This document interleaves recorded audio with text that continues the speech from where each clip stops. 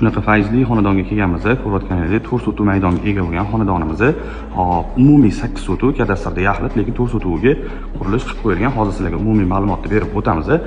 Katta Hasanboyda joylashgan. Bu yoq tarafimiz alohida 4 sotuv, orqa tomonida o'zini огородga ega. Umumiy ma'lumotni video davomida ko'rishingiz mumkin bo'ladi. Xonadonimiz 6 xonadan iborat, 2 ga bo'lib asosiy qismni alohida qilib chiroyli qilib qo'yishgan ekan. Sababi agar 2 ta oila bo'lib qoladigan bo'lsa ham, o'zligiga 3 xona, 3 xonadan sharoitlari yaratib ketilgan. Ko'cha qismimizni ko'rishingiz mumkin. Hop, umumiy katta halqa yo'lidan kirganimizda 1,5 kilometrda xonadonimiz ichida bo'lamiz. Bu xonadonimizdan katta yo'lgacha bo'lsa 350 metrda shundoq hamma sharoitlari bor, magazin, o'zini aptekalariga ega joyga chiqsak bo'ladi. Ko'rayotganingizdek bizning asosiy darvoza qismimiz, darvozadan kirganimizda bemalol bu yoqga 4 ta 5 ta mashina ham joylasak bo'ladi. Undan tashqari bu yoqga tapchan qismlarini chiroyli holatda qoldirib, yashashga sharoitlar qilib ketilgan ekan. O'ng qo'ldagi asosiy kirish qismiga kirganimizda binoyimizda mana ko'rib turganingizdek 3 ta xonadan iborat. Bu bizning asosiy hol qismimiz, hol qismimizda qolgan xonalarga tarqalish imkoni bor. Hop, kirganimizda o'ng qo'lda bizda bitta umumiy katta zal, bunaqa zalimizdan ikkita, ikkinchi asosiy binoyimizda ham xuddi shunaqa holatda 3 ta xona plus bitta sanuzel o'zini mehmonxonalari bilan joy qoldirib ketilgan.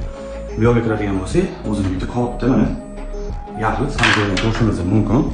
Hop, buning yonida bolalar xonasidan kattalar yotoqxonasiga o'tish imkoniyatiga ega bo'lamiz. Bu yoqda bo'lsa, bizning bitta katta yotoqxonasi kutib oladi. Bu bizning ikkinchi asosiy binoyimiz. Kirganimizda mana shunaqa bitta umumiy koridor qism, kirish qismimiz.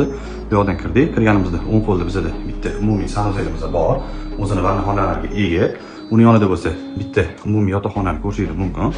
Hop, bu bizning hozirgi holatimizda oilamizda ota-onalar uchun ajratilgan ekan.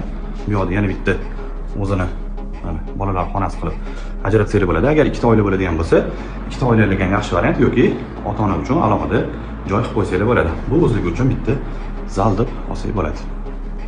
Ikkala holatda binoyimizda xuddi shu holatda ajratib ketilgan ekan.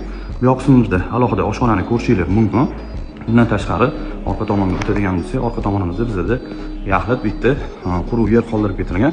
Bu yoqni hozir bog' sifatida foydalanilayotgan ekan, lekin kelajakda bolalaringizga uy-joy qilib beraman desanglar, bu yoqdan unumli foydalangan holatda o'zingizga sharoit qilib olsanglar bo'ladi. Bu xonadonimizga umumiy hisobda 224 ming AQSh dollari so'ralyapti. Ya'ni kelishadigan joylar bor. Ko'rsatilgan raqamlarga telefon qilsanglar, chiroyli narxlarda gaplashib olinsa bo'ladi.